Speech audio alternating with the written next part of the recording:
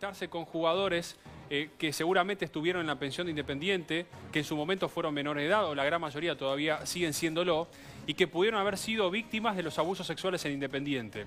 ¿Quiénes están involucrados? ¿Cuáles son la cantidad de detenidos? ¿Qué va a pasar con los pedidos de prisión preventiva? Y además también, ¿cuántas son las víctimas? Hasta ahora una cifra cercana a los 20, puede ser más todavía.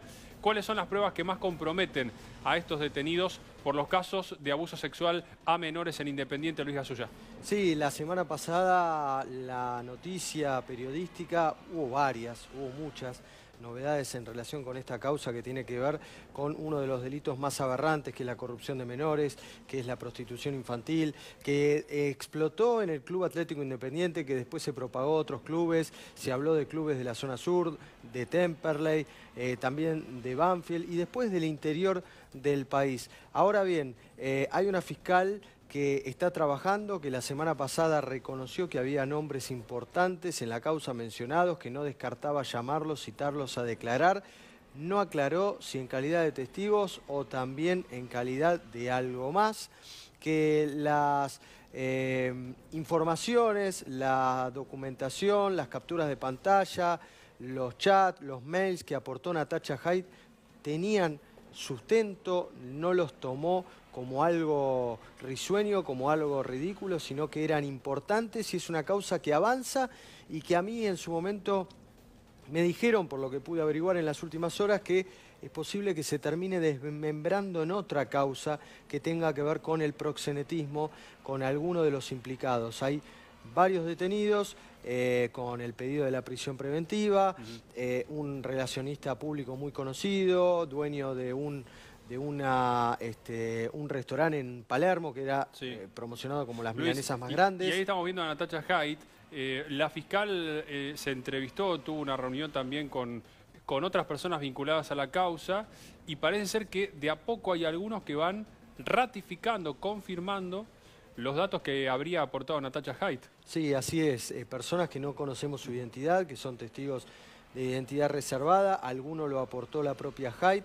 Pero lo cierto es que si en algún momento se decía es toda una locura, esta mujer inventa, bueno, hoy nada se descarta. Y por otra parte, la persona que veías al lado de Garibaldi, el procurador general de la provincia, el jefe de los fiscales, que había dicho que no había famosos, que no había periodistas, que no había conductores implicados en la investigación, era hasta ese momento. Hoy la situación es otra. Hasta Javier Cantero, el ex presidente Independiente, también tuvo que ver a la fiscal Garibaldi por algunos dichos que había tenido en los medios de comunicación.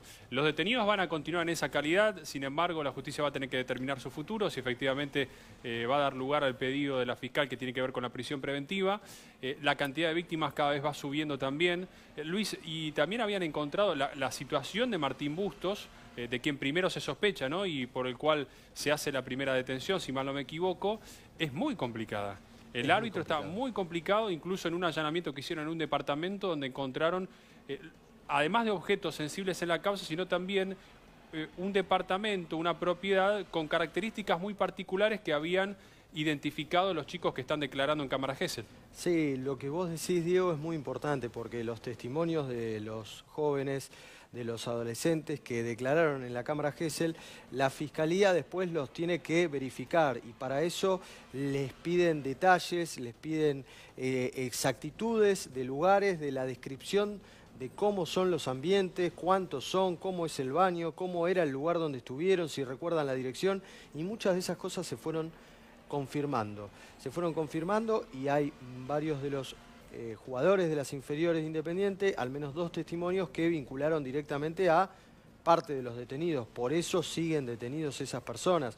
Hablo de Bustos, hablo del relacionista público Leo Cohen Arasi y esa es la situación. Ahora bien, lo que dicen en la Fiscalía es que no se puede hablar de trata de personas porque no es, digamos que es como horizontal el esquema de la explotación de los adolescentes, de los chicos. No hay una cúpula, no hay una cabeza. La situación de Cohen Arasi no es directamente el jefe de esto, sino que posiblemente sea un cliente más que ofrecía esos contactos a otra de las personas implicadas y ese a su vez a otro e iban recomendándose y a su vez Sí. algunos de los chicos que accedían a estos beneficios, entre comillas, económicos que les daban sus clientes, se vendían y se recomendaban a otros chicos en las inferiores porque estaba institucionalizado, generalizado y no lo terminaban viendo mal, lo cual es muy grave de a lo que se había llegado, de lo que vivimos. Vos lo que estabas hablando recién, Luis, era cómo funcionaba lamentablemente esta operativa, de la cual Contegrán, el procurador general de la provincia de Buenos Aires, también había dicho en su momento que hasta el momento, en esta etapa de la investigación, no se descubre, no hay siquiera todavía un esquema, no había una organización montada para este tipo de delitos, sino que un contacto se lo pasaba al otro, un chico hablaba con el otro, le decía, anda para allá, yo te llevo a tal lado, vamos a tal departamento. Se filtraron también y trascendió chat, comunicaciones vía mensaje de texto de Bustos, del árbitro que está detenido, con alguno de los chicos que le decía, hola crack, ¿cómo estás? Si querés te presto las llaves del auto y te venís. Digo, no hay nada que estaba armado, pero en definitiva, en ese desorden y en ese ida y vuelta de contactos termina siendo un esquema de un delito gravísimo. Y incluso también hay que aclarar que hay otro delito que se está investigando, que es el grooming, de una de las últimas detenciones que hubo, que es el acoso sexual vía internet, que también es otra de las aristas de línea paralela que tiene en este expediente. Sí, y falta muchísimo por recorrer. Para que te des una idea, Diego, no están peritados todavía los celulares de varios de los implicados.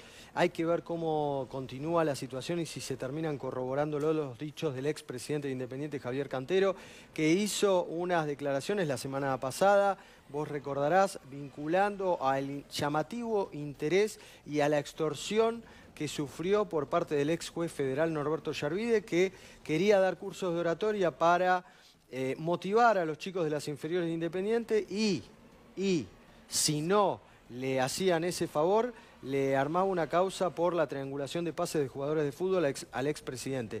De hecho hubo un allanamiento, de hecho hubo una indagatoria y de hecho eso existió. Hay que ver si lo previo a ese problema judicial que tuvo Cantero en su momento fue la versión que cuenta Cantero. Todo eso tiene que investigar Garibaldi en una de las investigaciones tal vez más complejas de este año y realmente que ha conmocionado a la opinión pública y a los medios de comunicación. Luis, ¿hay de repente en esta etapa de la investigación algún tipo de autocrítica por parte del club? ¿Se debió haber controlado más qué hacían los chicos en ese tiempo libre que le concedían? Con aquel permiso que hay que decirlo, también los papás firmaban un permiso para que los chicos a cierto horario puedan salir de la institución una vez realizado el entrenamiento habitual de todos los días y después tenían un horario tope como para volver a la pensión. No hay ningún tipo de autocrítica, por más que se accionó bien, porque ni bien supieron de la información que uno de los chicos le brinda al cuerpo médico que estaba asistiéndolos, se quiebra y le cuenta un dato, por supuesto ahí avanzan con la denuncia. Pero digo, previo a eso, ¿se debió haber controlado de otra manera?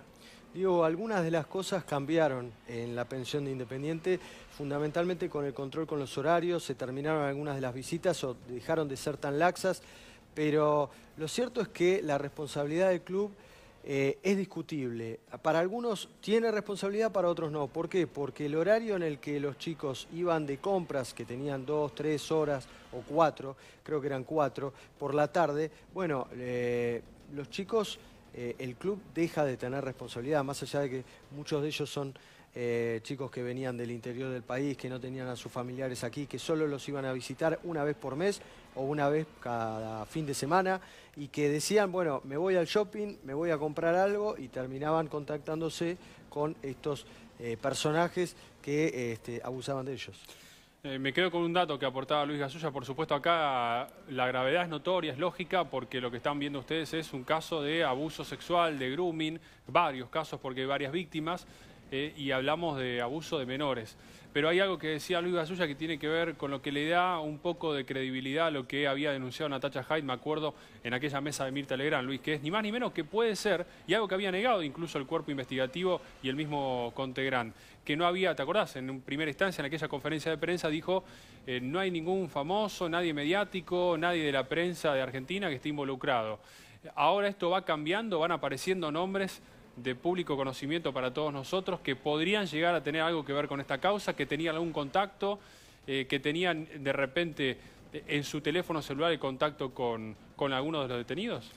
Bueno, esa es una de las grandes discusiones y que tiene que ver con cuando se terminen peritando los teléfonos celulares. Todo ese trabajo, por ahora falta mucho camino por recorrer, no vamos a aventurar nada al respecto, pero hay posiblemente algún nombre que ya haya aparecido al respecto.